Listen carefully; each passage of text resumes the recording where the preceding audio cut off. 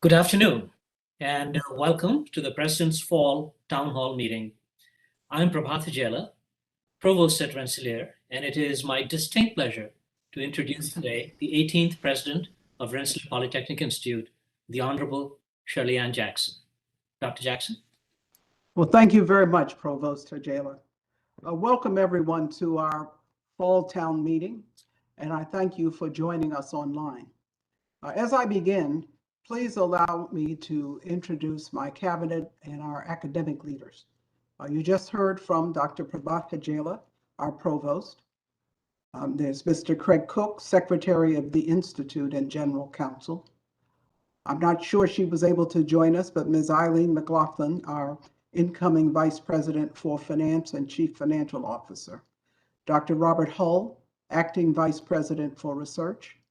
Mr. John Kolb, Class of '79, Vice President for Information Services and Technology and Chief Information Officer.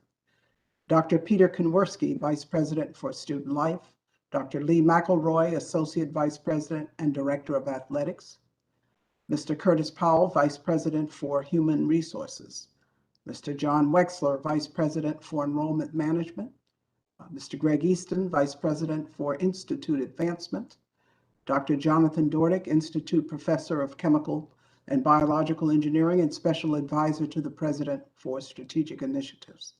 Dr. Leslie Lawrence, Executive Director for Health and Wellness. Dr. Kurt Brenneman, Dean of the School of Science. Mr. Evan Douglas, Dean of the School of Architecture. Dr. Chanaka Ederasenga, Acting Dean of the Lally School of Management. Dr. Shekhar Garde, Dean of the School of Engineering. Dr. Mary Simone, Dean of the School of Humanities, Arts, and Social Sciences. Dr. Keith Moo Young, of the classes of 92 and 95, both Vice Provost and Dean of Undergraduate Education. Dr. Stanley Dunn, Vice Provost and Dean of Graduate Education, and Dr. Eric Krause, Dean of Academic and Administrative Affairs for the Rensselaer Hartford campus. Now, this team has led us through a uniquely challenging period, and I know that everyone in the Rensselaer community is grateful to them for their blood, toil, tears, and sweat, as well as for their ingenuity in helping us to fulfill all of our missions in a world turned upside down. The same can be said for so many of you, volunteering at the test collection sites, working in the actual testing lab, producing face shields and a system to sterilize face masks, epidemiological modeling, COVID-19 research, and especially complying within our health and safety protocols and adjusting to financial stringencies at the same time. As you know, and as the current pandemic has reinforced, my first obligation as president of Rensselaer Polytechnic Institute is keeping our students, faculty, and staff safe. Thanks to our risk-informed planning and our comprehensive testing, tracing, tracking, surveillance, quarantine, and isolation, or T-cubed SQI, health and safety protocols, we have managed to keep the COVID-19 case rate on our Troy campus extremely low. With over 280,000 tests conducted since we reopened our de-densified campus last fall, we have had a positive case rate of just over 0.1%. This past summer and this fall, our positivity rate is even lower since we instituted our vaccine mandate while continuing our other stringent health and safety protocols.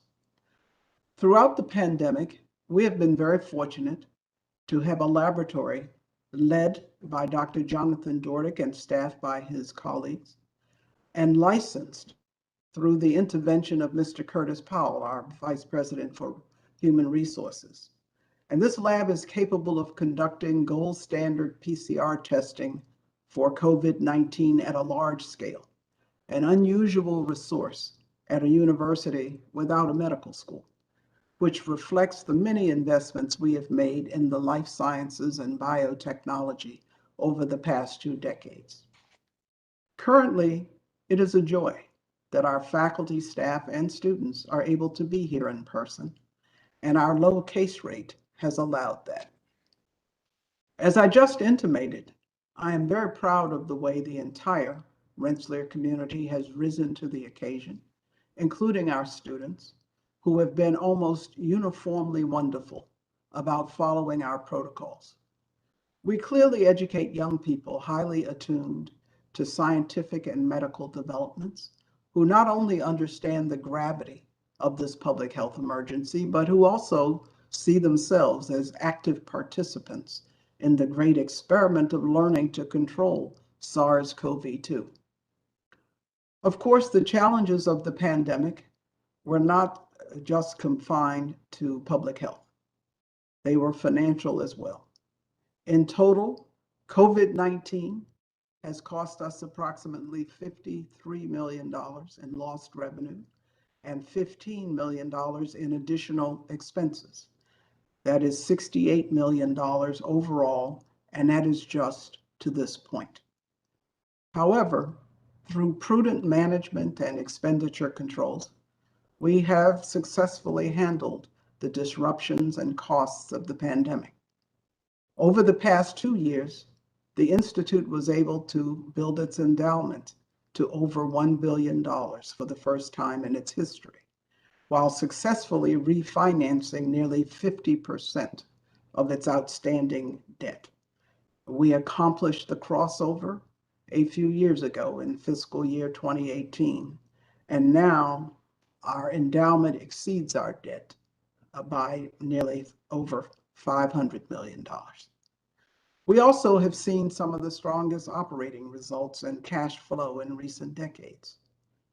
Nonetheless, there are financial challenges that remain, but our performance planning and budgeting, coupled with the support of the Board of Trustees and our alumni and alumnae, will allow us to manage through the headwinds. We also have developed a roadmap for financial stability moving forward. First, we will continue to focus on and optimize our resources, our financial resources, physical resources, and our human capital. Second, we are developing a long-term restructuring plan focused on the sustainability of our undergraduate and graduate enrollment, even as changing demographics point to a period after 2025, when the number of students graduating from high school is projected to decline nationwide.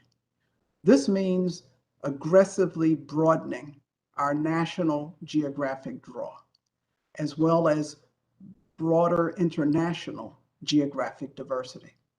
The plan will also focus on revenue generation opportunities, including a new 3-year Bachelor of Science degree.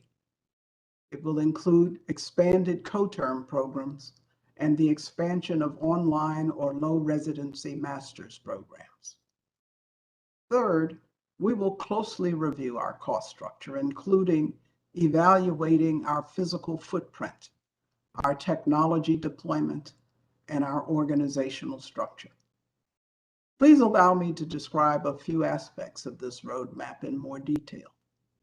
I mentioned human capital, so important. The pandemic curtailed our faculty recruitment efforts, which retirements are making a priority.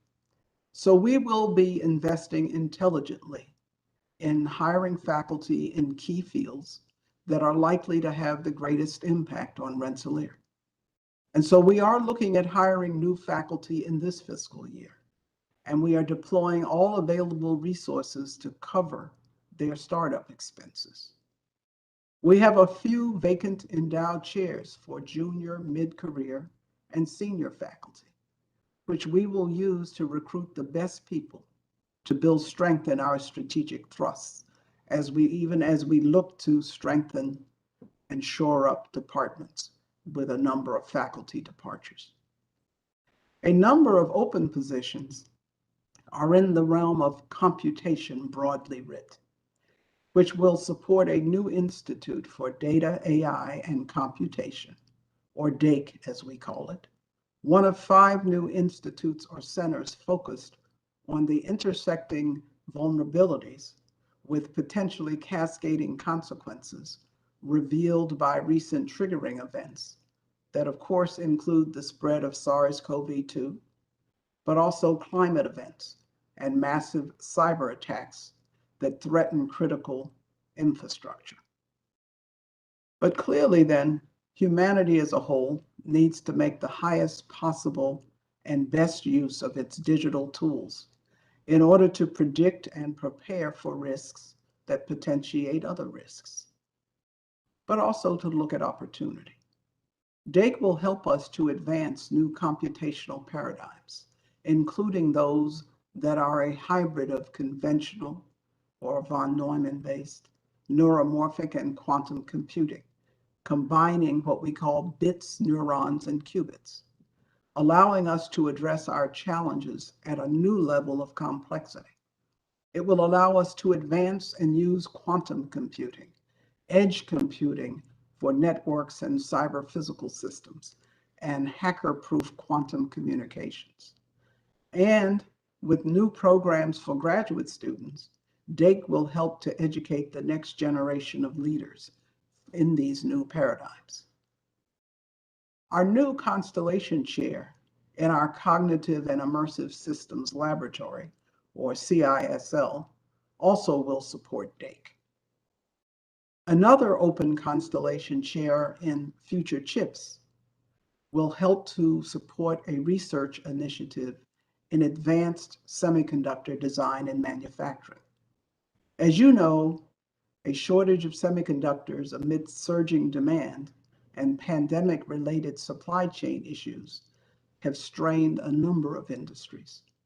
Automobile manufacturers have been particularly hard hit, and some of them have been forced to shut some of their plants. Today, most of the world's advanced chips are manufactured in Asia. Our declining capacity in semiconductor manufacturing in the United States is both an economic and a national security risk, which is why the United States Senate passed a bill in June that would provide $52 billion to support domestic semiconductor manufacturing. We are eagerly awaiting the full passage of this bill. At Rensselaer, given our strengths in materials, devices, and integrated systems, and our long-standing partnership with IBM, which is a world leader in developing radically new approaches to chip design and manufacturing, we envision adding value to this area of national focus in 4 key areas. First, advanced packaging, which is the last stage in semiconductor manufacturing, and which protects and connects the device to the circuit board. Second, heterogeneous integration, in which other materials are integrated onto a silicon substrate, such as the wide bandgap semiconductor gallium nitride used for more efficient devices that can operate at higher voltages, powers, and frequencies. Third, interconnects, with potentially billions of transistors now packed into a thumbnail-sized chip. The interconnects, or the wires that move signals, are key. In Professor Daniel Gall of our Department of Materials Science and Engineering, we have one of the world's leading experts in new materials solutions for ever tinier metal wires. Fourth, given our strength in devising computational tools of all times, we expect to forward electronic design automation and artificial intelligence-driven design and testing in the semiconductor realm using platforms such as Evis, our supercomputer. Another constellation in tissue engineering and regenerative medicine will support another exciting new research initiative, our Center for Engineering and Precision Medicine, or CEPM, which will be housed in New York City. A partnership in both research and education with our affiliate, the Icahn School of Medicine at Mount Sinai, CEPM will drive advances in point of care and point-of-use devices and diagnostics, microphysiological platforms for discovery and diagnosis, robotic surgery, biomedical imaging, and artificial intelligence and machine learning applied to biomedical data. It will focus on neuroengineering for the minimally invasive control and regulation of neural circuitry, on immunoengineering to help our bodies fight cancer and infectious diseases, and on regenerative and reparative medicine for personalized tissue repair and regeneration. With this center, we will create a doctoral program in engineering and precision medicine that will enable students to earn joint, dual, or individual doctorates from Mount Sinai and Rensselaer. Our fourth new institute is one that I had the pleasure of announcing this past spring at the White House International Leaders Climate Summit, and that is the Rensselaer Institute for Energy, the Built Environment, and Smart Systems, or Evis. Evis, which is based in Industry City in Brooklyn and with a node in Troy, is bringing together our schools of architecture and engineering with distinguished partners that include industry leaders Siemens and Lutron Electronics, the building engineering consulting firm Thornton Tomasetti, the international architecture firms HKS, OBMI, and Perkins and Will, and the Brooklyn Law School. Together, Rensselaer and its partners are addressing the great challenge at the nexus of energy security, climate change mitigation and adaptation, and urban growth. Much of the population growth expected worldwide over the next 3 decades will take place in cities. By 2050, the world's cities will need to accommodate 2.5 billion additional people.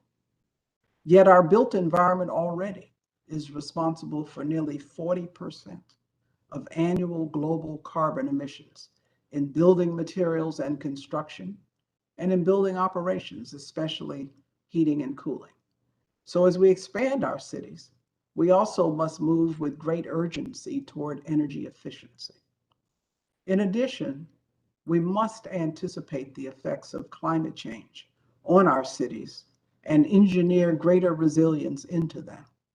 Hurricane Ida recently offered us tragic demonstrations of the ways that our existing urban infrastructure can prove inadequate and even deadly in the extreme weather we now experience.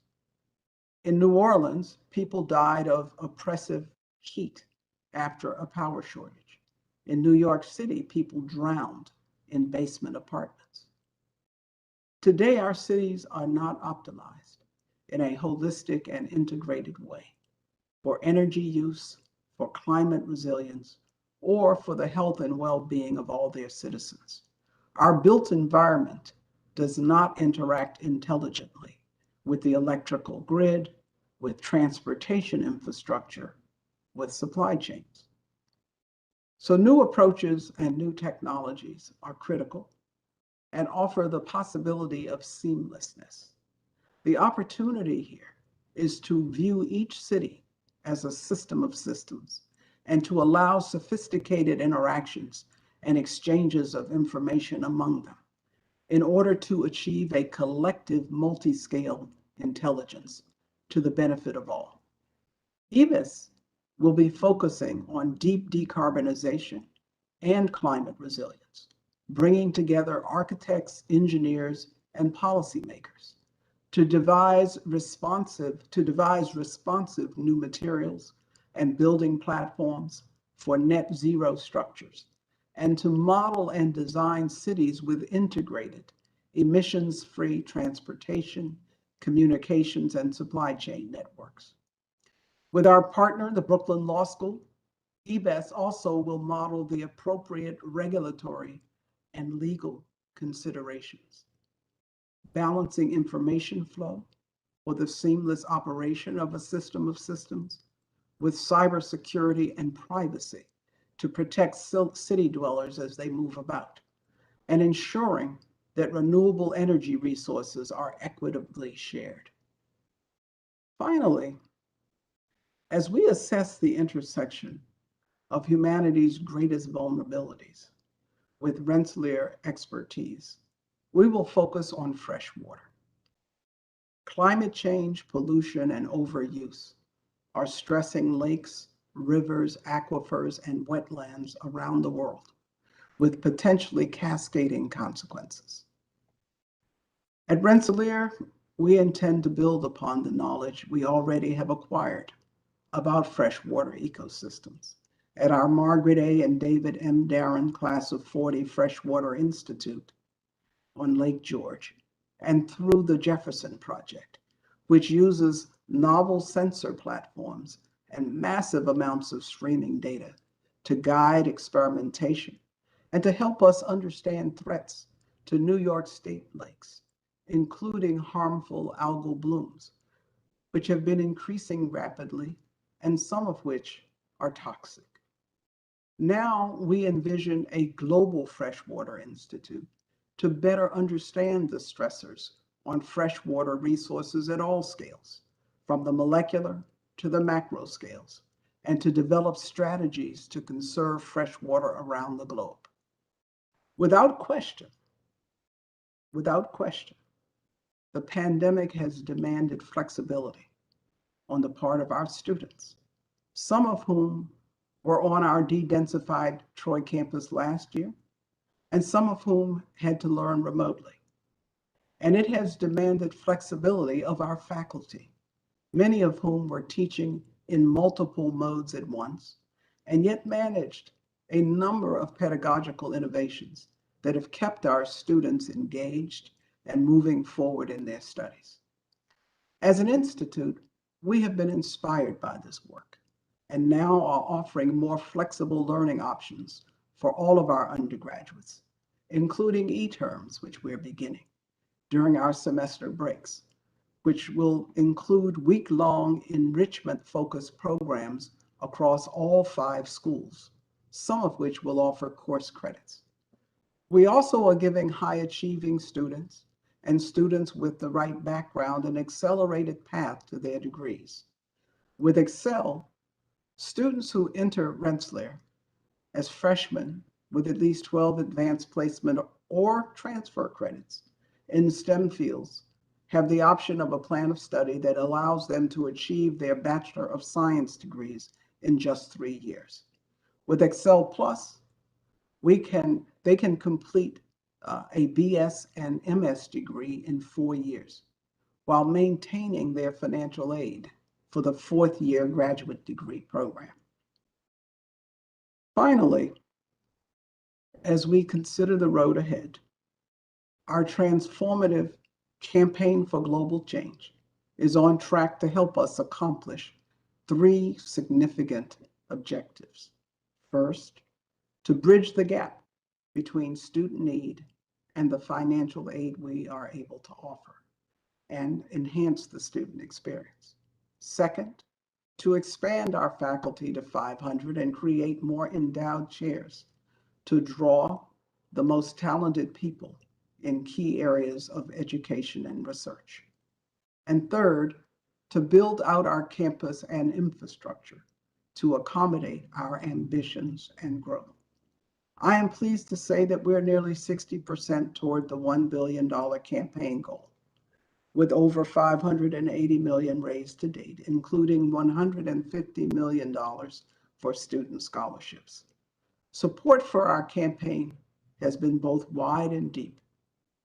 Over 34,000 donors have made more than 174,000 commitments overall, and more than 120 individuals, corporations, foundations, and organizations have pledged transformative gifts of $1 million or more. We, for example, especially thank Jean and Frank Fisher, classes of 64 and 65 graduate, for establishing the Jean and Frank Fisher Class of 64 Scholarship 16 years ago, and for continuing to help undergraduates with financial needs today, more than 100 students in all. And we thank trustee Dr. John E. Kelly III, class of 78 graduate, class of 80 PhD, and of IBM for their tremendous support of research, for faculty innovation and education through groundbreaking initiatives such as the CISL, the Jefferson Project, Amos, and the AIRC, the Artificial Intelligence Research Collaboration. So I am very optimistic about the future of the Institute and its ability to convert some of the greatest vulnerabilities of humans and humanity into opportunity and into opportunities for a brighter world. That optimism, of course, stems from the wonderful, talented people in our midst and from the grand Rensselaer tradition, nearly 200 years old, of pioneering new ways to teach and learn, new tools and approaches for research and discovery, and of course, new fields to explore. And so it is indeed a thrilling moment to be part of the Rensselaer community. Now, before we move on to our question and answer period, please allow me to acknowledge someone who has been key to the successful fulfillment of our missions in education and research during the past year and a half. In 1993, Carl Westerdahl, a Rensselaer administrator as well as a passionate historian of Rensselaer, established the Pillar of Rensselaer Award, which acknowledges a longtime staff member for extraordinary contributions to our community, particularly to the well-being of our students. Now, normally, I would lead in and keep it a secret to the very end, but I'm going to start differently this time because it is difficult to think of anyone who has more directly impacted the well-being of our students than Dr. Leslie Lawrence, our Executive Director for Health and Wellness. Dr. Lawrence has served in this role since 2004 and has been a consistently important presence in our students' lives for 17 years, helping them to take care of themselves and to make thoughtful choices, while encouraging his student health services staff to be innovative in addressing student concerns of all kinds. But then COVID-19 hit, and as one of his nominators expressed it, someone usually behind the scenes moved front and center. As an expert in public health, Dr. Lawrence made enormous contributions to the development of our health and safety program protocols and our overall campus reopening plan. While supporting the vigorous broad-based campus response to COVID-19, he also spent a great deal of time reassuring concerned students, faculty, and staff one-on-one.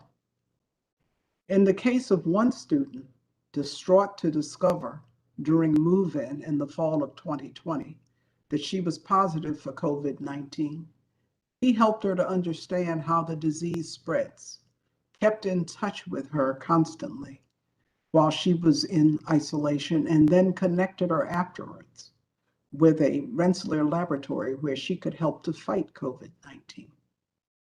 He also has done a great deal to strengthen mental health support for our students. But frankly, he has done likewise for so many students and the broader Rensselaer community throughout our grappling with the pandemic, while adjusting and having to adjust continually as we move to a more normalized campus experience. So, Dr. Lawrence, we are so grateful to you for your knowledge, for your contributions to our students, for your guidance to our leadership, for your calm under extreme pressure, and especially for your kindness. And so I am delighted that we are able to honor you with the Pillar of Rensselaer Award, and we will do the appropriate recognition in person as soon as we are able. And so then I would like to invite you to share a few words with us, Dr. Lawrence. Well, thank you, Dr. Jackson. Caught very much by surprise. I didn't think I was eligible for that. I do really appreciate it, and it's been my pleasure to work here at Rensselaer.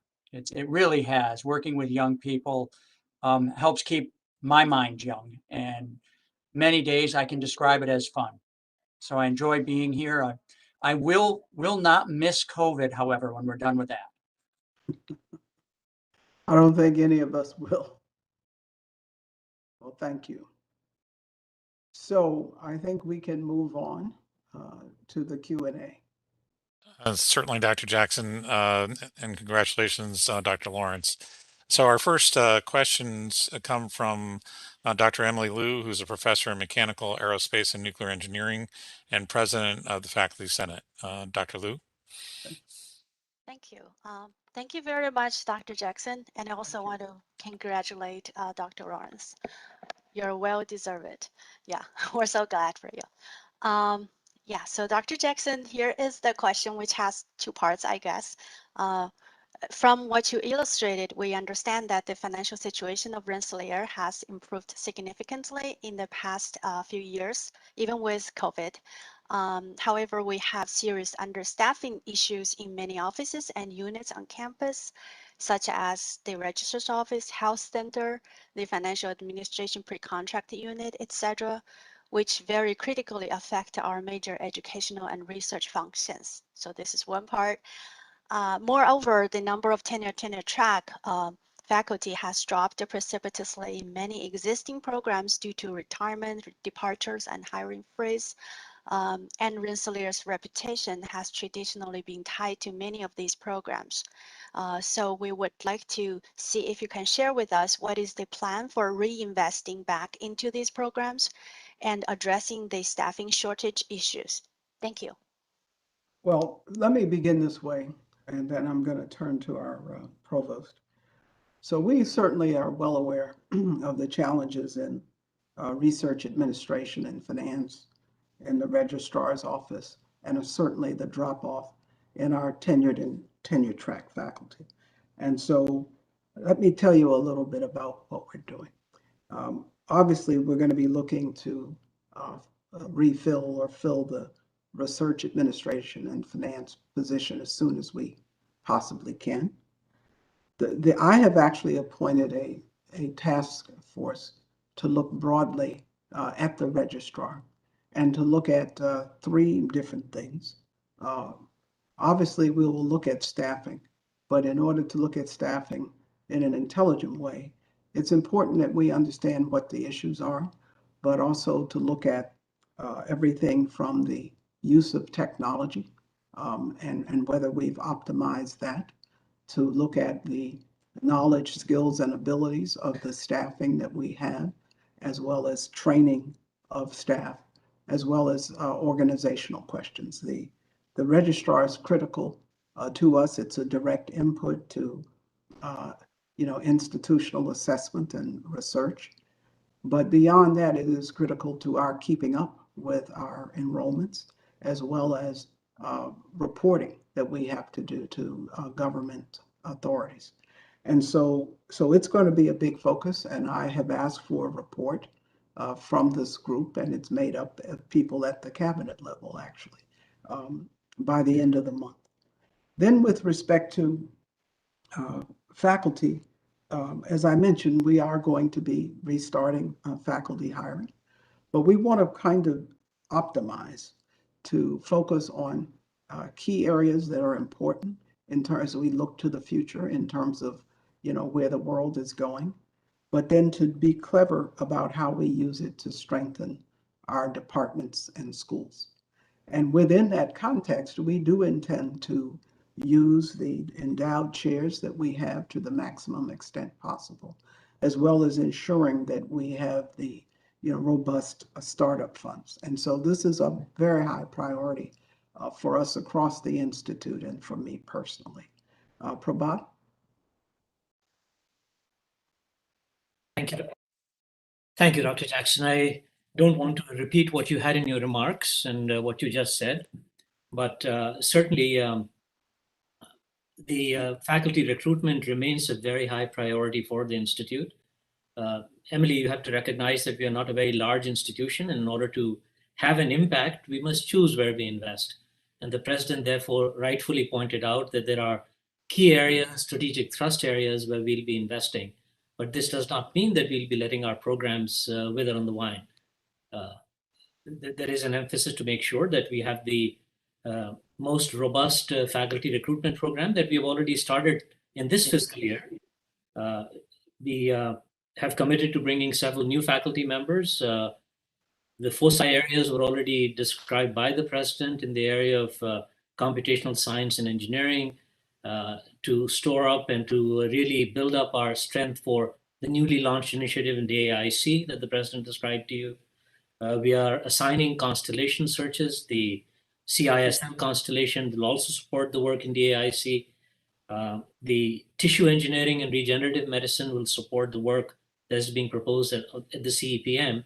So there are other endowed chairs that are in Haas and Lally that have been deployed to recruit faculty members at all levels. It's just not the senior level. There are some junior and mid-career hires as well that we are looking at. So it's important to just keep in mind that this is an important area of focus for us. We have to stay strategic. There are areas that we have picked carefully as areas that we want to invest in. And that's the approach that we are taking. Yeah, thank you. So the next question is from Professor Kaushik Kar, who's a professor in electrical, computer, and systems engineering and chair of the Faculty Senate. Dr. Kar. Thank you, John. Thank you, Dr. Jackson, for giving us the opportunity to ask you questions on behalf of the Rensselaer faculty. So the question that I wanted to ask about is emails. The limited email quota has been a vexing problem for a lot of the faculty, as well as students who have an even smaller quota. And we have raised this issue several times in the past, and I'm assuming many in the administration are already aware of that. And we have been assured that some action is in the works, but we have not seen any concrete progress. So I would like to give us an update, if you have any, on where it stands. And while we are discussing the question of emails, I also wanted to ask if it would be possible to give students, after they graduate, an extended access to their RPI email. I understand there is a domain called alum.rpi.edu. I don't know how it works, and possibly for a fee. I understand there is also a security issue to that, but this can perhaps benefit a lot of the students going forward. I understand also that different universities do it in different ways. I wanted to get your thoughts on that. Sure. Well, I'm happy to say that to use a phraseology that some of my friends and I use, progress is progressing on the email front. And I'm going to turn to John Kolb, our CIO, to talk to you about exactly where we are. Certainly, Dr. Jackson. And it was my mistake introducing Dr. Carr. That was for sure. No, just kidding. So I think we do have some good news there, Kaushik. We are in the process of transitioning to the Microsoft Exchange Online email. We've been doing some internal work, and we're about to execute a contract with a third party. I expect that'll be done by the end of the week. So we'll start to see initial mailboxes. There's a group of 50, and by the way, don't ask me which 50 they are, but we're going to take an initial group and make sure everything is working, and then we'll just start moving everybody over. And I expect for faculty and staff, we'll be mostly complete in terms of moving to this by early spring. We're trying to make sure that this looks transparent to all the users, and there's not a disruption for those who are already Exchange users. Once we've done the faculty and staff, we'll then come back and put a student process in place to get them to the same place. The only thing you might notice that is going to be different, and maybe this will be upsetting, is the quotas will be 100 gigabytes per user. So the quota issue, for the most part, should go away. And that's, I think, is good news. To your second point, we do have a period of time after our students graduate, and this is at all levels, baccalaureate, master's, PhDs, where it's on the order of about 6 weeks. That varies a little bit depending on when they're graduating, where we keep their accounts active so they can transition to their next phase, professional and personal life, whether it's, an account working for a company, an account for a personal email, and so on. And we encourage people to do that. We help them do that. We also encourage them to take advantage of some of the social media like LinkedIn, things like that. We did have a program that you mentioned, alumni.rpi.edu, a number of years ago. It didn't really work out all that smoothly, and so we discontinued that. And right now it's in a legacy state where the people that already signed up, which is very few, still have it, and we're not offering that anymore. And we think it's actually a better move to help people get to their next stage. By the way, for faculty, of course, for Emeriti faculty, we do make that account available ongoing and so on.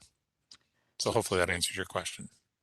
So let me turn to Greg Easton to amplify a bit on how we facilitate the alumni and alumni networking.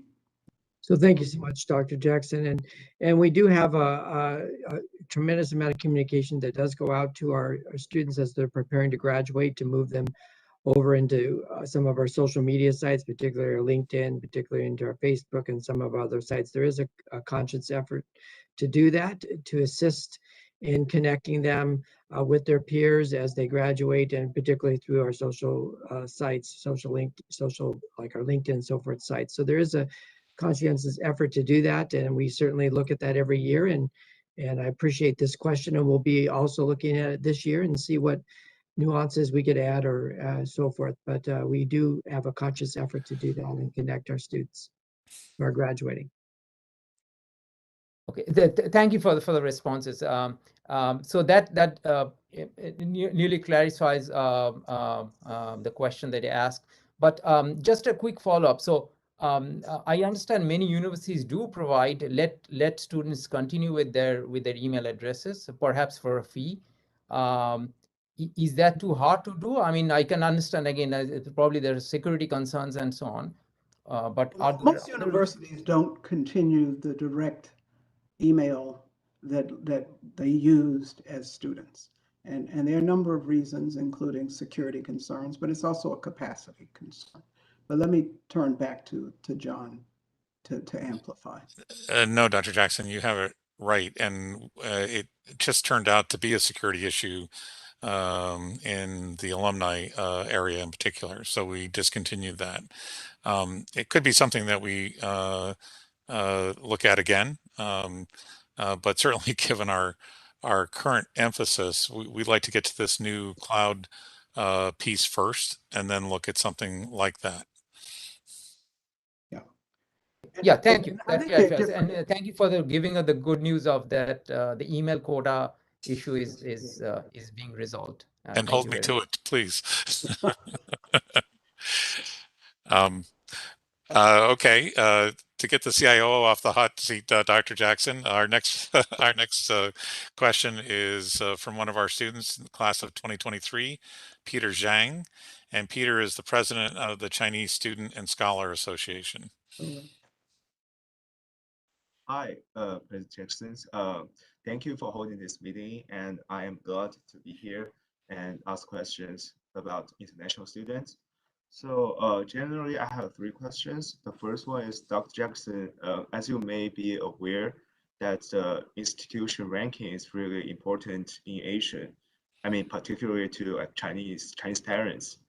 And you may also aware that the ranking of RPI continues dropping in recent years. So the first question. The first question I want to ask is, what are some future plans for school to improve the ranking? And then the second question I want to ask is whether or not that RPI could consider to have some dual education programs with other institutes, or especially with Chinese colleges. And Dr. Jackson, the third question I want to ask is that I'm sure that you are aware of the strained international relationship between China and the US, or especially in academic and research field. And it is hard for international students to find jobs and research opportunities. And I know that CCPD work hard to expand the career opportunities, and they are facing challenges. So I'm wondering, what are your guidance or options to the career opportunities with international students? Right. So let me go back to first to this issue of rankings and your statement about where Rensselaer sits. What you're really articulating and quoting is just one out of many rankings, typically the U.S. News rankings. And in all honesty, Rensselaer's relative position in those rankings has not changed a whole lot over the years, but a question of how different universities get grouped together and how that affects the apparent numerical position is a, it's a technique that U.S. News uses. But I think the important things are these. First of all, obviously different cultures and different countries can place different weights on any number of things. But to kind of level set the discussion, I think it's important to distinguish between reputation and ranking. And the reputation that Rensselaer Polytechnic Institute enjoys and has essentially throughout its history, but especially in more recent times, is very strongly linked to the outcomes for its graduates, what its alumni and alumnae have done, and the educational base that we provide in that regard. And so if you look at people like Jack Tai, who is a trustee of Rensselaer, who over the years has been a managing partner at JP Morgan, and now JP Morgan Chase, who actually ran the Hong Kong, Singapore banking. And this is a Rensselaer law. You look at one of the co-founders of NVIDIA, who happens to be a trustee of Rensselaer because he developed the original graphics processor on which the company NVIDIA was built. You look at our alum, Ed Zander, who actually was CEO of Motorola. And I could go on and on down the line, including the company Rivian, which you may have heard of, which is producing electric SUVs and trucks, and is considered, to be a major enterprise that Amazon is investing in. And it was started by R.J. Scaringe, who got his bachelor's degree at Rensselaer, and then he went on and got a master's and doctorate at Stanford. And so the point I'm really making here is that each student who comes from China or any other place to study in the US has to try to look holistically at what the education will mean for the student, both in terms of the rigor and the innovation that is built into the education we offer, but as well what the outcomes have been.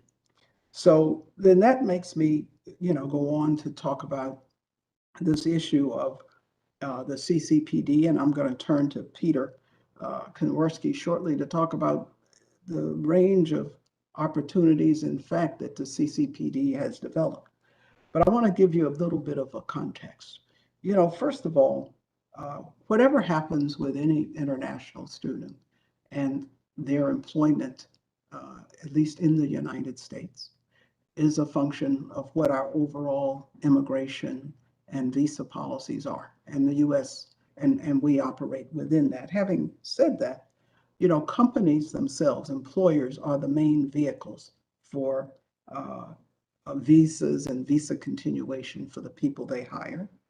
And there still is an ability for companies to hire Chinese scholars and as well as scholars from other countries. So, but it is important that students make optimum use of internships because they become more important than ever. They're important, more important than ever for United States citizens.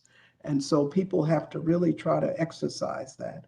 And then we're looking to build up and have our students make more use of our alumni networks abroad. And so now I'm going to turn to Peter to talk a little bit more about what the CCPD has been doing, and then for Prabhat to address this question about dual education programs. So, Sure. Peter. Well, thank you, Dr. Jackson. And Peter, it's nice to see you again. I know we haven't seen each other in a couple of weeks. Let me say one thing right off the bat. I think, you know, we do recognize it can be difficult for students and international students in particular. And obviously we closely follow what's happening here and abroad. So, but let me give you some tips kind of to build off of what Dr. Jackson says. And the first is really around maximizing the network we have. And let me explain what I mean by that. Dr. Jackson just mentioned, I think, 5 alumni.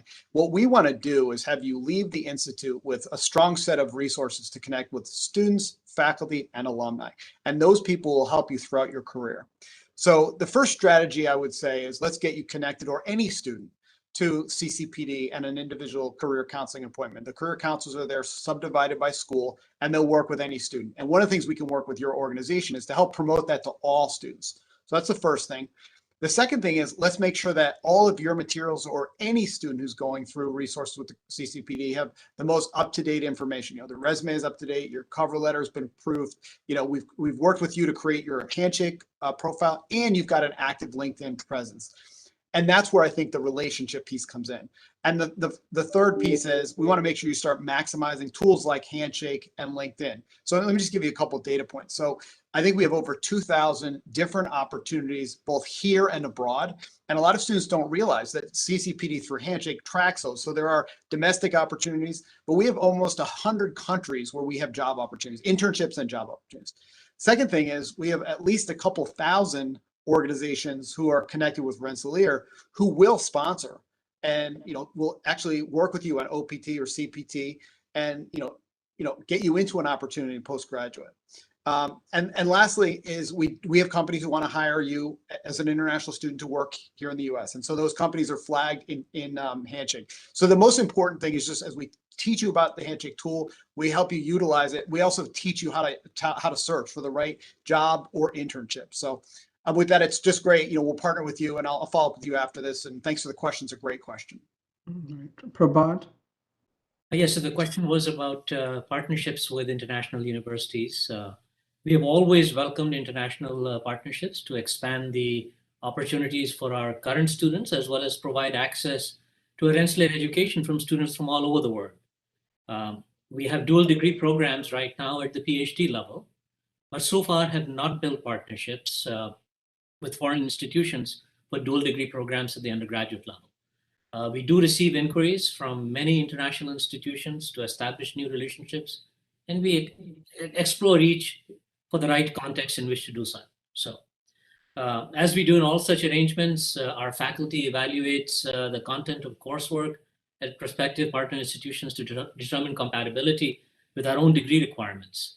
And in all such partnerships, we must remain mindful of federal and state regulations that govern the awarding of diplomas and credentials. So in short, we continue to expand the envelope of universities that we partner with, and there are many that we do so right now.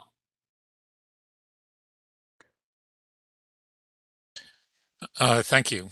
So the next question is from Ria Masoni, who not only is a member of the class of 2024, but is the president of the class of 2024. Ria?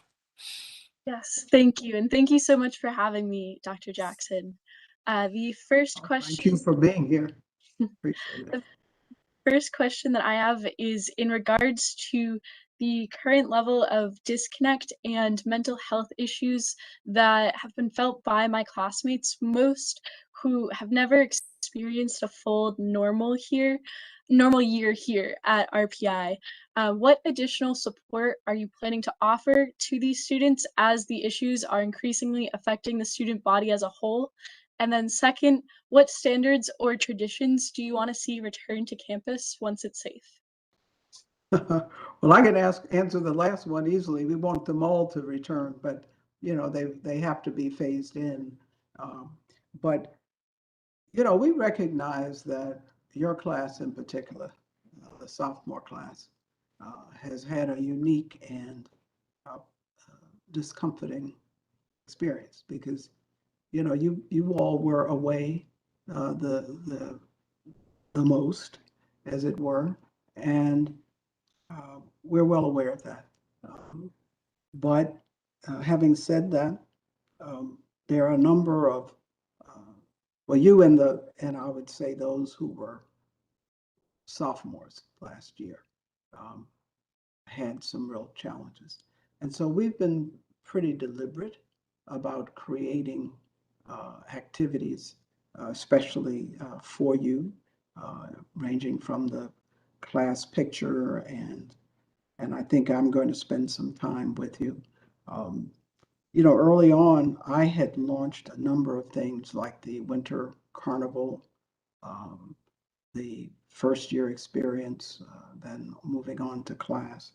And I think there are things that we can do under those rubrics to strengthen what we do. But let me turn to Peter for a minute to talk a little bit more about some of the specifics. But then I want to come back and have Dr. Lawrence speak to the mental health question.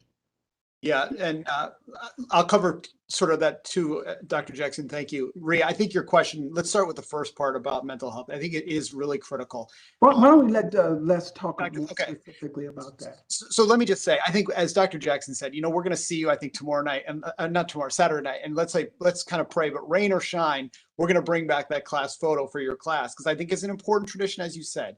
And like we saw at the class barbecue, you guys were all in shirts. There was a great spirit that first weekend, but we've got to continue to build that. And so we're going to do that throughout the course of the year. You guys started with that barbecue, Arch Discovery Day. We're going to do some other activities throughout the year like this class photo. I think it was great to see thousands of our first and second year students, joining clubs and organizations, considering going Greek, supporting our athletics teams. And the most important thing is just you as a community of peers to support each other. And so getting involved is really important. You have really difficult academic challenges, but it's helpful to have an outlet outside of class. And so joining a club, being part of something bigger than yourself, being part of your residential community, those are really important things. And lastly, I say we want to prepare you, and it goes back to Peter's question a moment ago, we want to prepare you for successful entry into the Arch. The Arch is the next time as a whole class, you're all going to be together. And so we want to kind of prepare you throughout the year and get you started to work on your career progression because we're always looking at the next step, what's ahead of you academically, personally, and professionally. So with that, I'll turn it back over to Dr. Jackson and Dr. Lawrence because there's nothing more important than the mental health of our students. And I know there's a lot of resources we want to promote that every one of us should be, knowledgeable about. Dr. Lawrence. Oh, yes. Thank you for that question. I think especially recently, there's been a lot of misinformation about mental health services here at the university. And so I'd like to start there. Before COVID, and I realize you wouldn't have had access to this before COVID because that's, being the sophomore class, you pretty much haven't spent a lot of time here. But before COVID, we got every student who wanted to be seen in the same day. So we also had counselors out on campus in different buildings for drop-in hours. So you could just drop in whenever you wanted to. By the way, that still exists. It's a virtual drop-in now. So we still have drop-in hours and you do it virtually, you do it online. But perhaps we can, do a better job getting that information out because I do see a lot of comments on Reddit and other places about how people can't get in, or there's no counselors available, or and in reality, that's just not the case. In fact, we still can get we had a little bit of a issue this summer. We had 3 different counselors retired, our counselors who used to be here. And so we're refilling those positions. And so we did have a harder time getting everyone in the same day that wanted to. So I will admit that. We're almost back up to being fully staffed. So we anticipate that we'd be able to get anyone in who wanted health services, and certainly anyone with an urgent need, the same day again. It took us this long to get back up to a level where I feel confident saying that, but I'm not sure a lot of students know how to access us. You can call student health services. You can email student health services. You can call public safety. They can connect you in an urgent situation to mental health services. So please feel free to use any of those routes.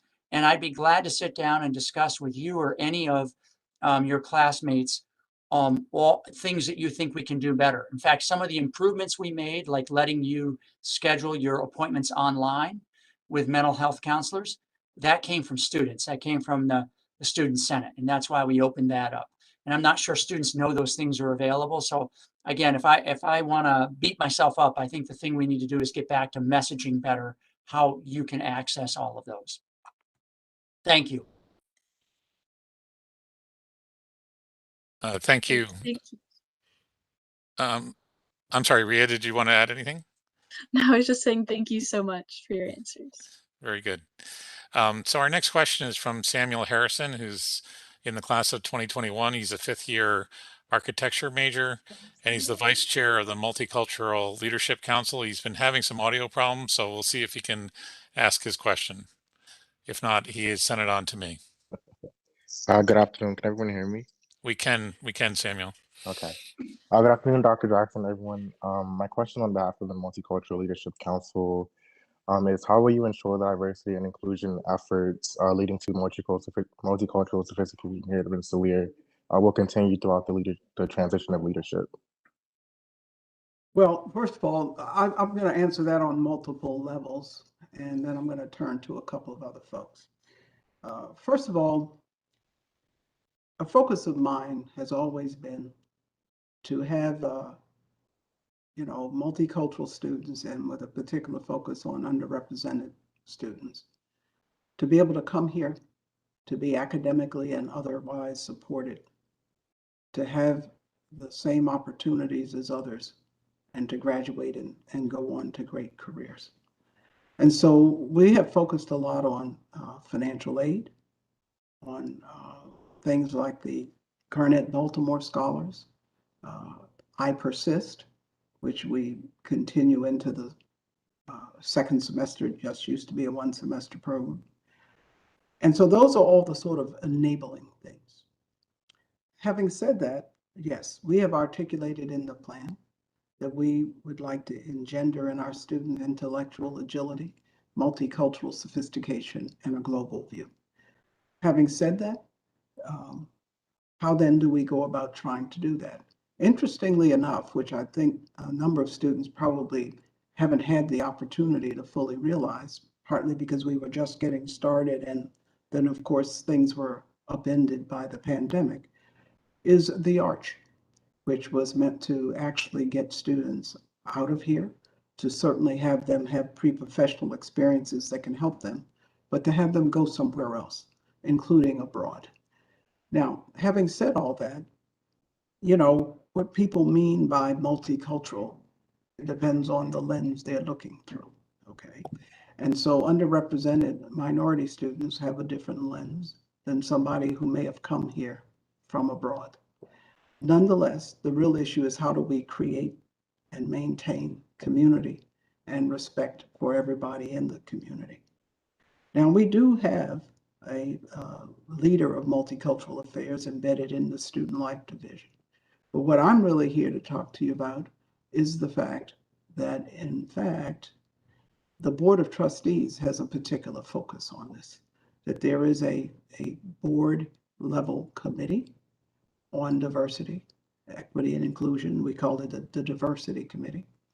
And it actually meets every time the board meets and focuses on everything from the campus climate to specific programs that are structured to enhance diversity here.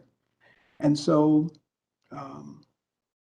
we have done a campus climate survey. It was a broader one, not just specifically focused on the multicultural effects. And we'll be coming out with what came out of that, the good, the bad, and even the ugly. And we'll be putting together a campus-wide steering committee to look at that campus climate survey, and then that will include students, faculty, and staff, to then make recommendations of what we need to do to enhance the culture and the climate on our campus. But we do need to make specific better steps in the makeup and the inclusion in our faculty. And so we do have scorecards that we share with the deans and that the board reviews. And I'm going to have Curtis Powell talk about that in terms of how we make use of those. And then I'm going to ask if she's able to get on, Mary Simone, to talk about the intergroup dialogue approach that we are launching shortly. Curtis. President Jackson, thank you. And we do have diversity scorecards across the university for our academic and administrative portfolios. Now, over the years, we've done a fantastic job in recruiting females, increasing our minority faculty and staff. And because of churn, many of those individuals have found other opportunities. And given the pandemic, it's been a little challenging in our recruitment efforts. However, we have initiated recruitment scorecards again across the board in addition to our diversity scorecards, and we will begin our recruitment efforts. And as we begin our recruitment efforts, we will ensure that we do the appropriate outreach to recruit diversity faculty and staff, because that's going to make a difference. And in reference to that, it's imperative that we take another look at our culture and what we're doing, because of COVID-19 has changed the entire campus drastically. Many individual students, as well as faculty and staff, they've gone remote. Now they're coming back. We're still concerned about the health and welfare of our faculty and staff here. So we have to take a new look at what we're doing, and we're going to be doing that. That's why we did the climate survey.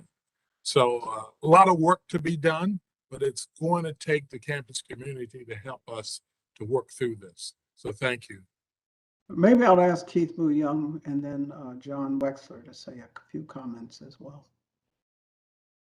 Thank you, Dr. Jackson. I think, as far as the diversity inclusion opportunities, last year we held a series of workshops through the faculty teaching and learning colloquium on inclusive excellence in pedagogy.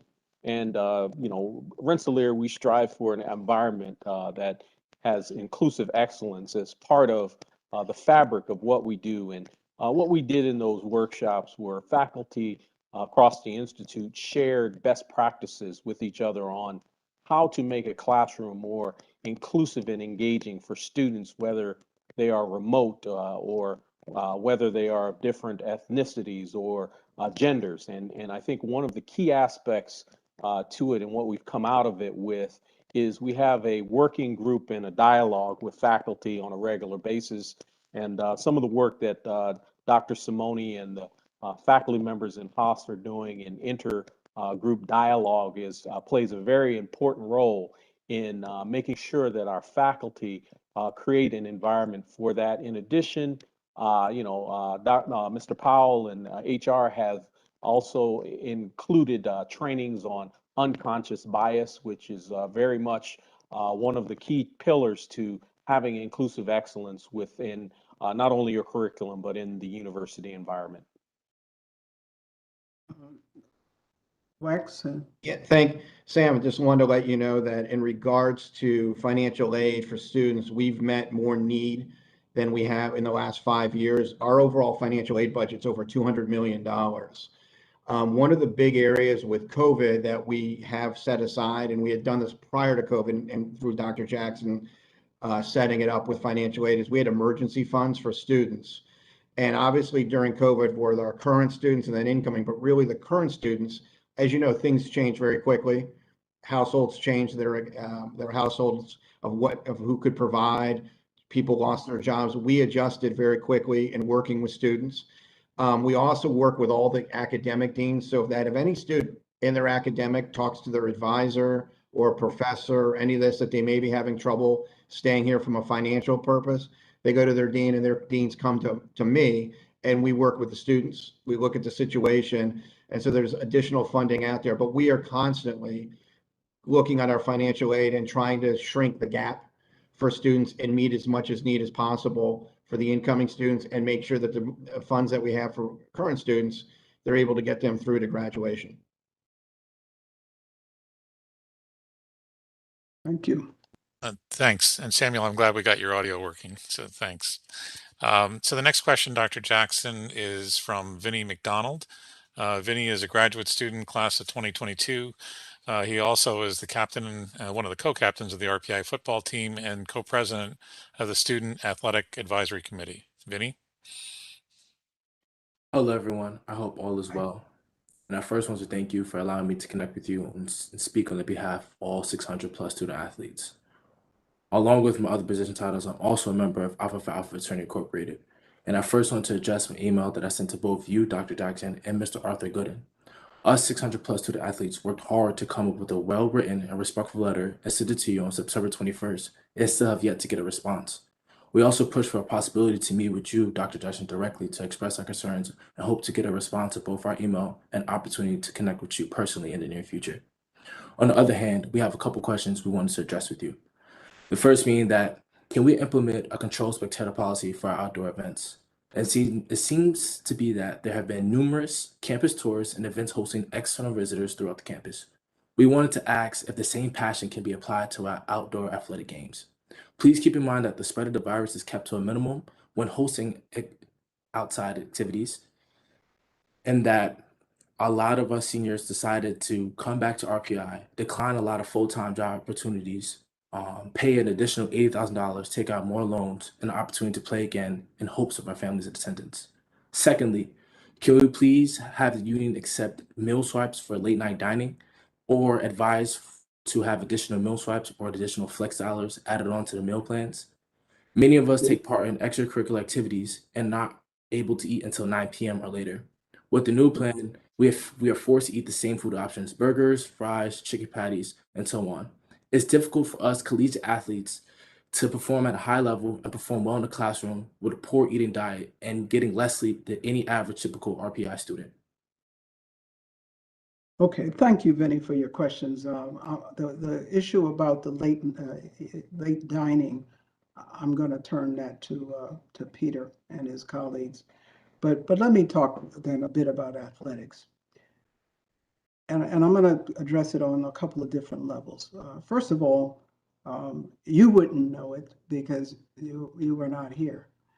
But I am a very strong believer in our scholar athlete model, to the point that we have built, and it was I who built it, to push to build it and got the board to agree, and spent $100 million to build the East Campus Athletic Village.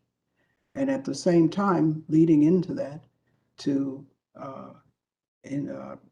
provide the funding to ensure that all of our athletics teams had full-time coaches and better equipment and uniforms.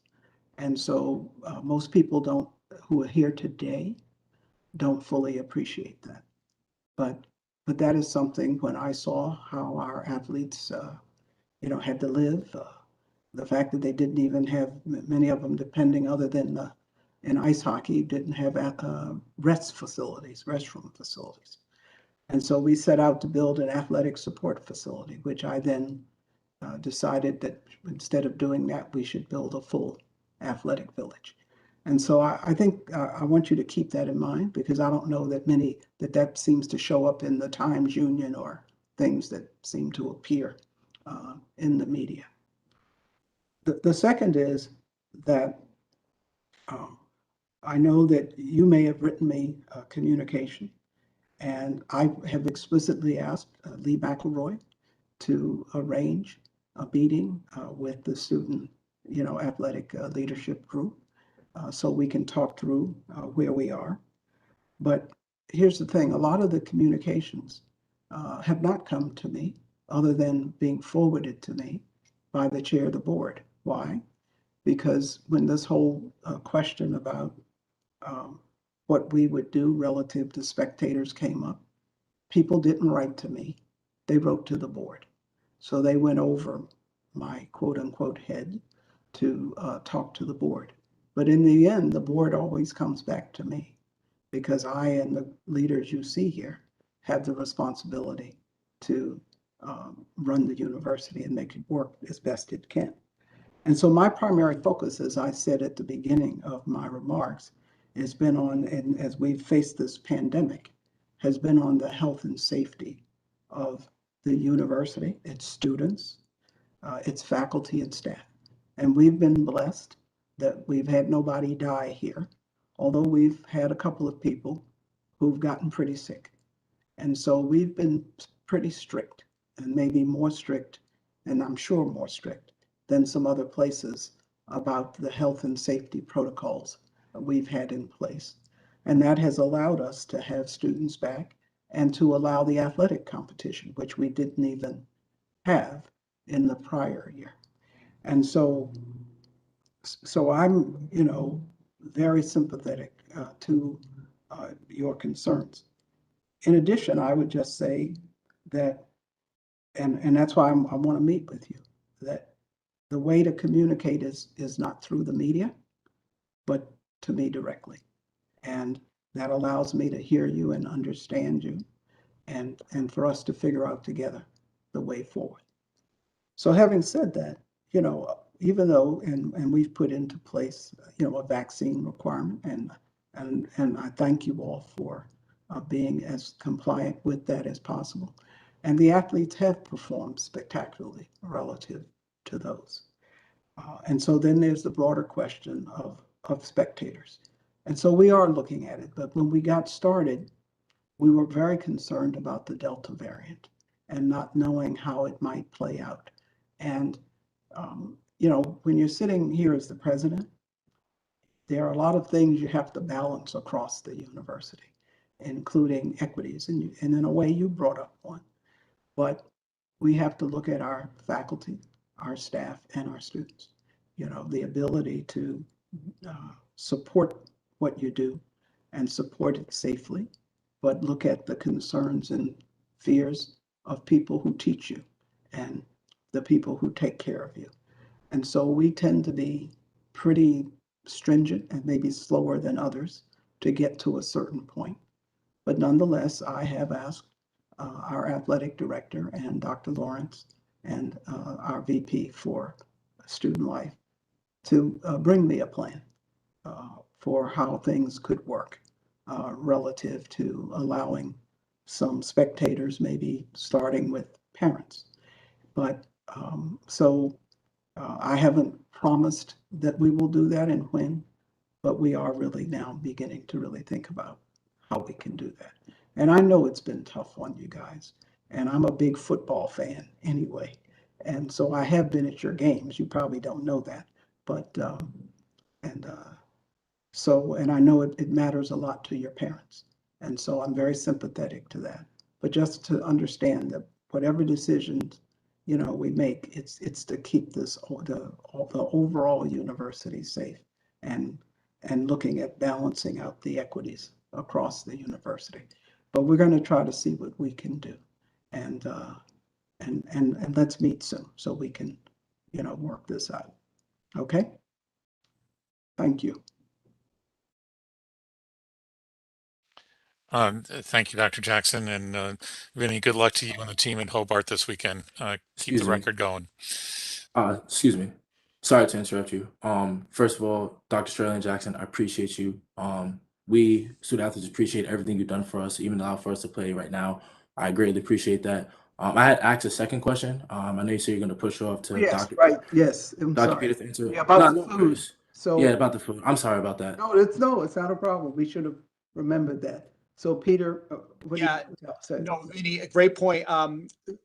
First thing, I think you asked a question, which is a sub question. There are late night options in the union, but I actually want to look at the healthy late night. I think what you're getting, the essence was, how do we make sure you have healthy late night options or after practice options? So let me talk with Dr. Lawrence and the trainers and see what the meals options are after. We also obviously have a dietitian and a nutritionist through the dining vendor, and we will work to determine, make sure you guys get the healthiest food. And we know the healthy fuel that you get is going to help win more games. So I'll talk to the team later this afternoon, and I appreciate you bringing that up. But there are late night options. We also want you to just make sure you're safe. So wherever you end up, we have transportation late night also. So if you end up eating in Troy or you end up eating on campus, there are late night options for you to get back to your residence hall or your place of residence. So just keep that in mind too. But we'll work on that this afternoon, and we'll get you guys an update on some dining that's healthy. And I'll stay on top of that because I don't want you eating what I wouldn't eat.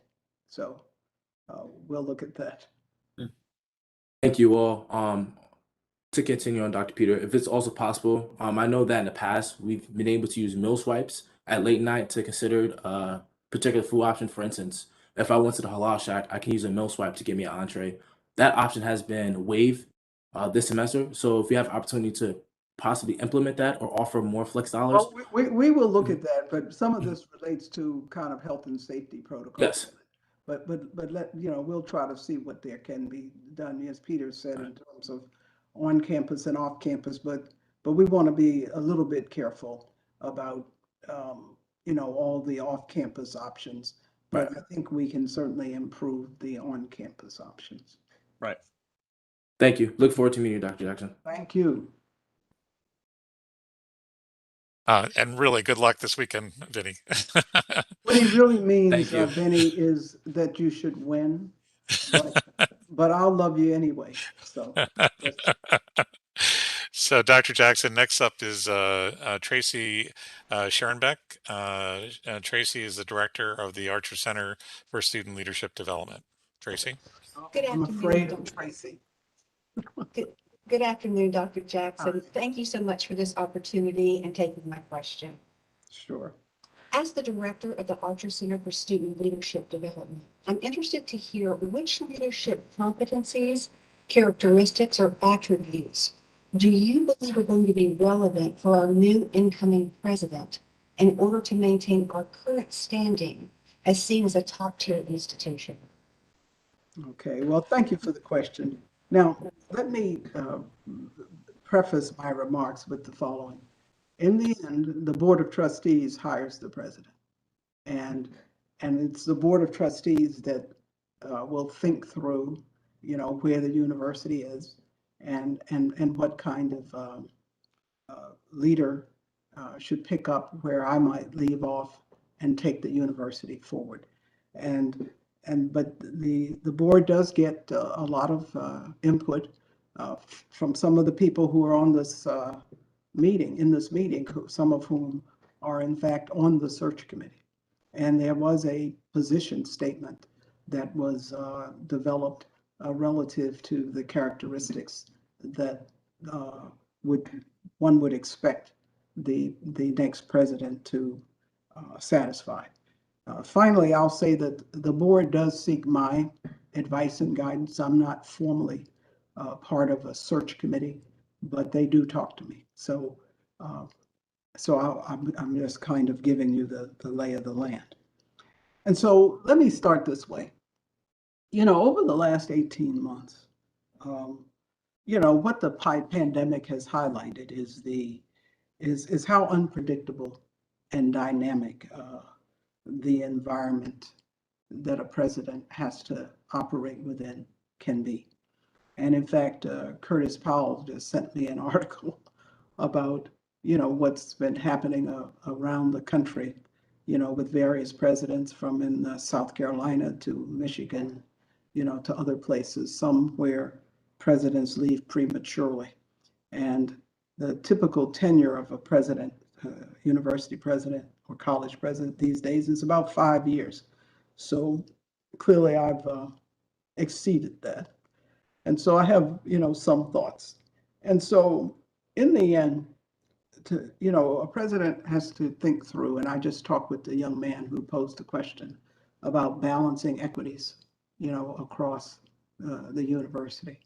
And part of what drives that is that universities are interesting entities in that we are a community, but it has very different constituencies that are part of that community and that support, or we hope to support, that community. Obviously, we're here and we're about the business of educating students, but we can't do that without world-class faculty, and we expect them to do world-class research and to produce world-class scholarship. But then a group that tends to get not as well recognized as they should are people who are part of our overall administrative staff and leadership. And I've always called them the great enablers. And so that's why I'm really thrilled with things like the pillar of Rensselaer recognition. And so one then has to manage across all of that. And if you look at our plan, the Rensselaer plan in both of its embodiments, it covers about 4 or 5 key areas: resident undergraduate education, research and graduate education, entrepreneurship, Rensselaer communities, meaning our internal, the local, and even global community, and our enabling activities and our enablers. And so I think the president here has to think through and think about how all of those pieces fit together and can be optimized, but then to be able to manage through turbulent times with resilience and with an ability to plan. My great Vice President, Greg Easton, likes to say, if you fail to plan, you plan to fail.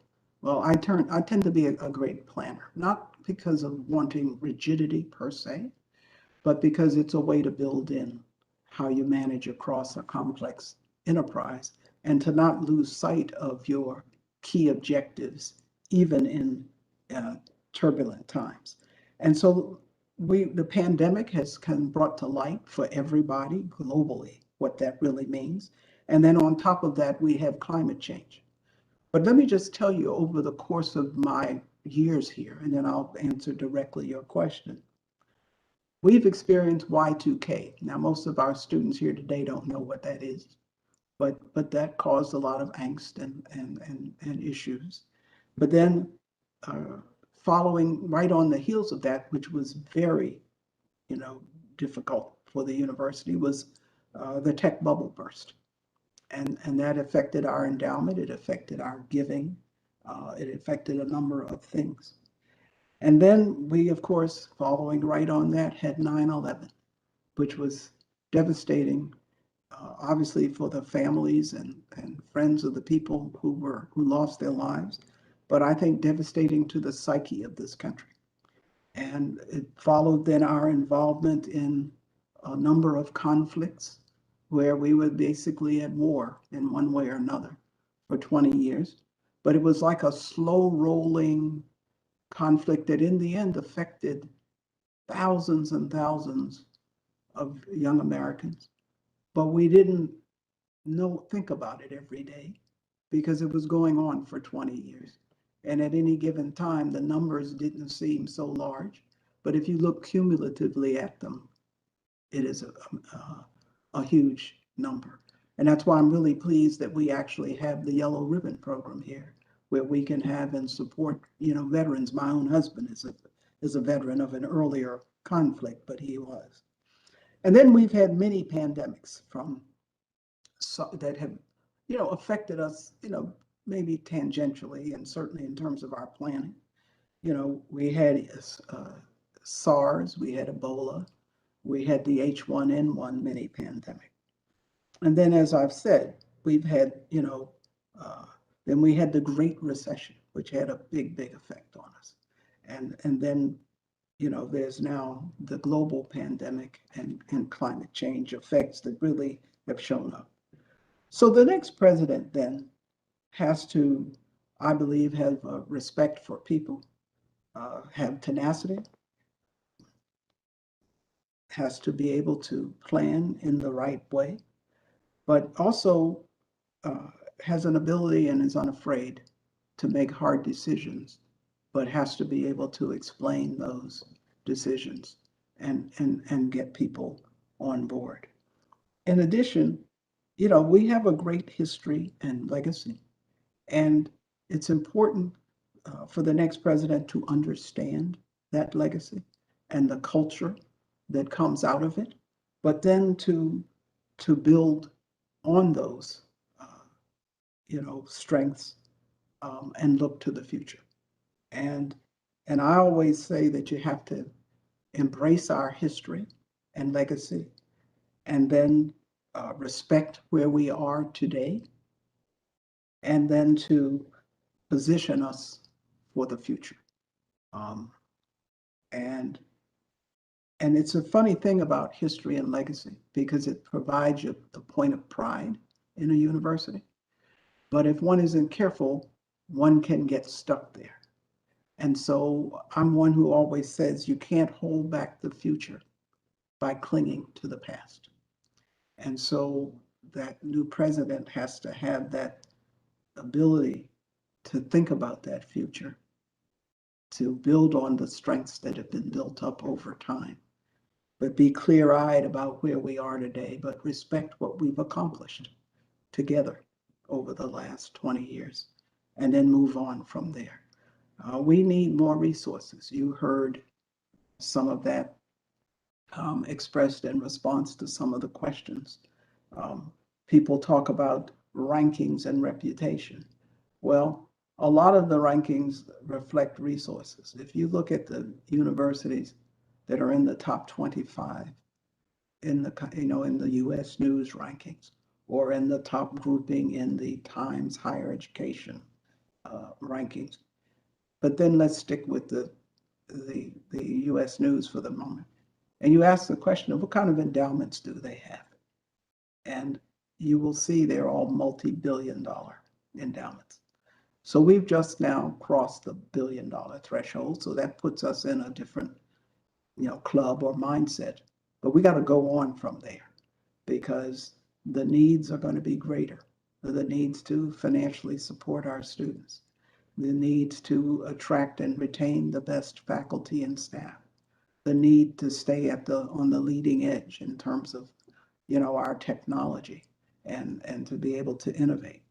And so that new president is going to have to be able to engage all of you and engage our alumni and alumnae and change our paradigm of giving and really put us on the map relative to fundraising. But that fundraising can't just occur blindly. It has to occur within the context of where we're going and what we're trying to do.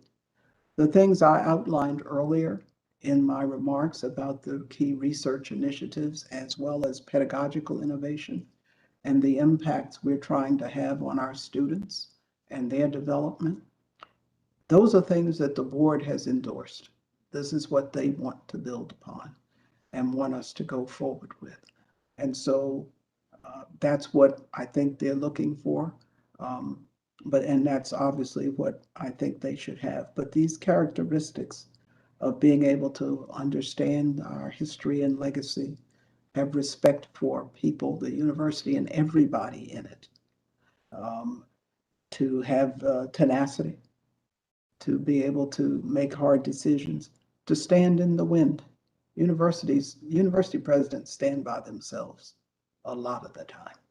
And, everybody wants the president around, but there's always, not everybody wants the president around.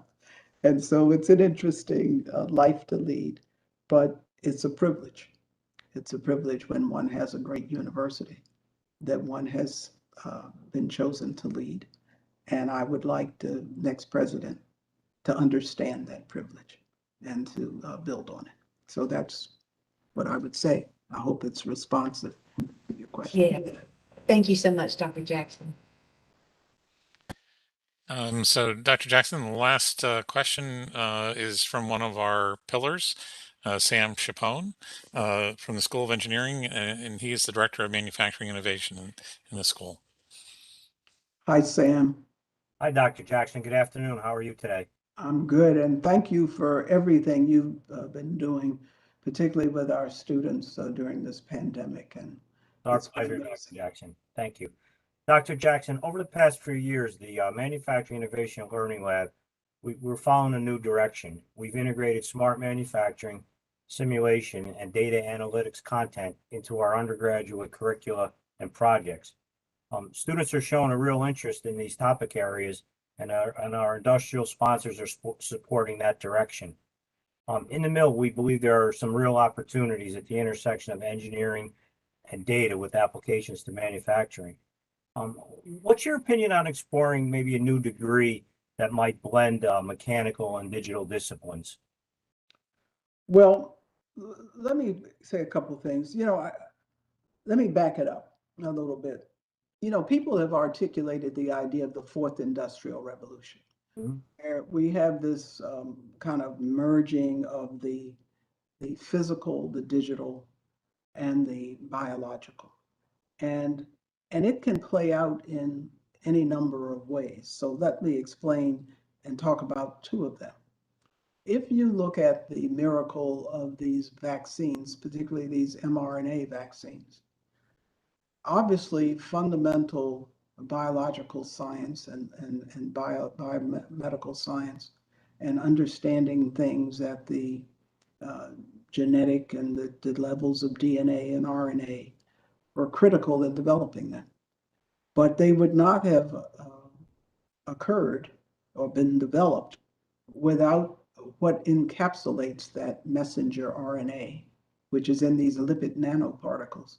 And that actually comes out of work done by a chemical engineer and people in materials who've been working on these things for a long time, looking at nanoparticles that can deliver medicines of various kinds in a targeted way inside the human body.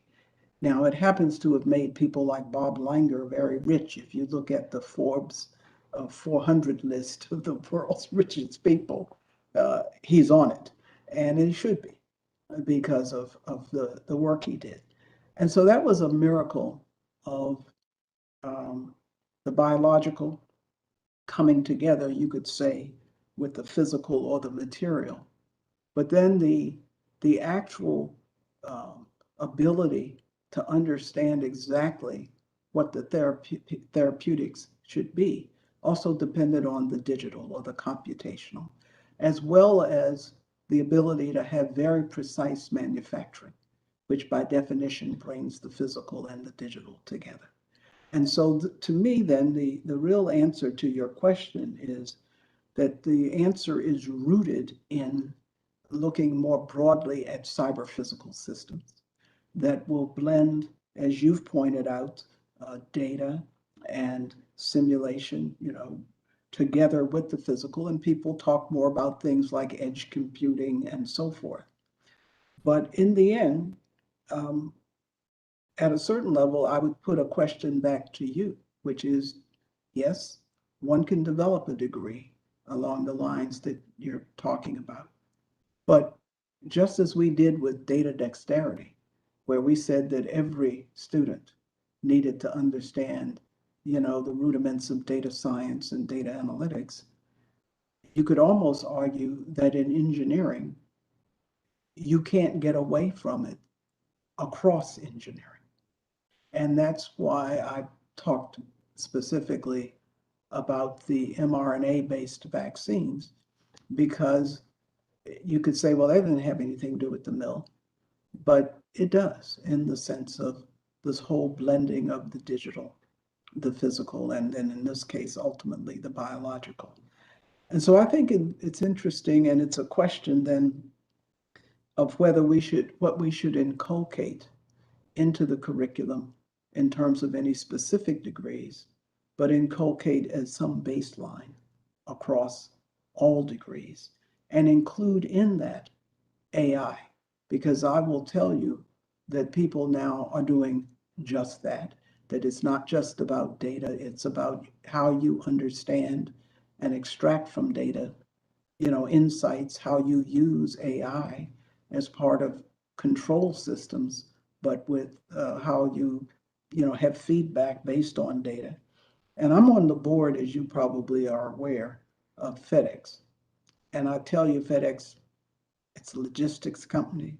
It is a lot of capital structure with the planes and its sorting facilities and its vehicles and so on.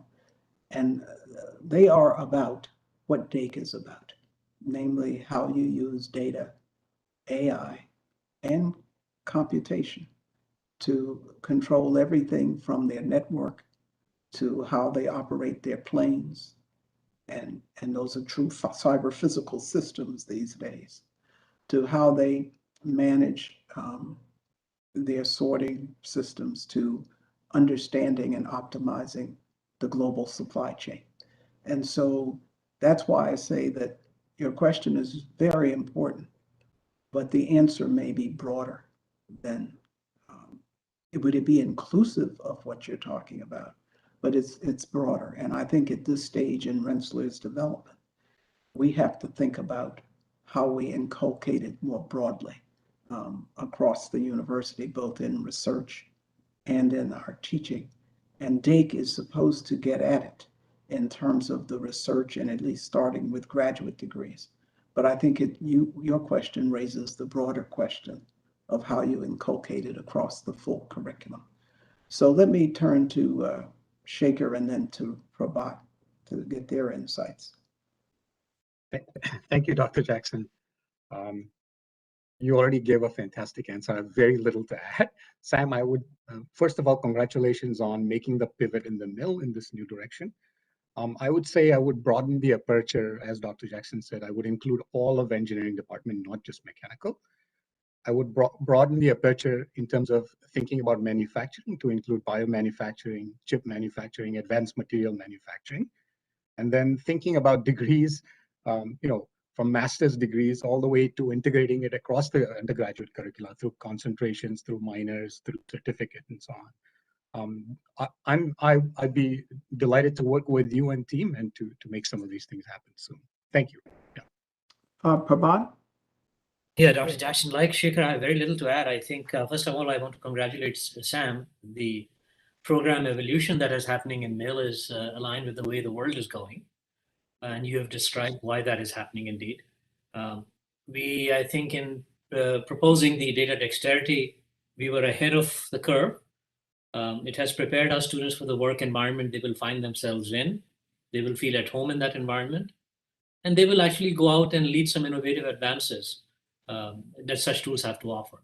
Having said that, I think I completely agree with Dr. Jackson that our focus is in completely intentional approach in all of our curriculum revision as we look ahead to make sure that digital tools are incorporated in everything that we teach our students today.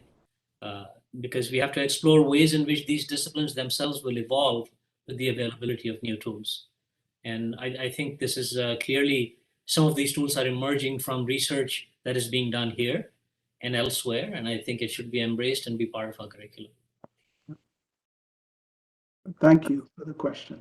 Thank you. Thank you for the response. Much appreciated. And Dr. Jackson, that's it in terms of questions. Well, thank you all, and thanks to everyone for attending. And this has been a great discussion.